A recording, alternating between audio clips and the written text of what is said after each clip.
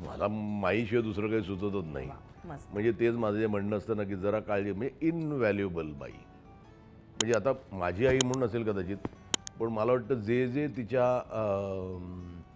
कॉन्टॅक्टमध्ये आले ना, एव्हरीबडी विल बिलीव्ह की तू युनिक होती बाई. म्हणजे आयुष्यात सगळे त्रास सहन केले, पण तिला शी वॉज हॅपी. आणि कधी म्हणजे मी एक तर मी पहिल्यापासूनच तसा होतो, कधी सांगायचो नाही कोणाला घेऊन येतोय, कधीच बोलली नसतो, सांगितलं पण नाही तर जेवण कधीच नाही. कोण आलं जे काय आहे ते घरात बोलून. आणि कधीच म्हणजे नाश्ता आमच्याकडे नाश्ता नसायचा, बिस्किट बिस्किट परवडायचं नाही, पण भात आणि डाळ तरी मिळायची. पण ती जेवायचं म्हणजे जेवायचं. मी आय ऑल माय फ्रेंड म्हणजे सगळेच, म्हणजे मला असं पण नाही कोणाला माई माहिती नाही असं नाही, पण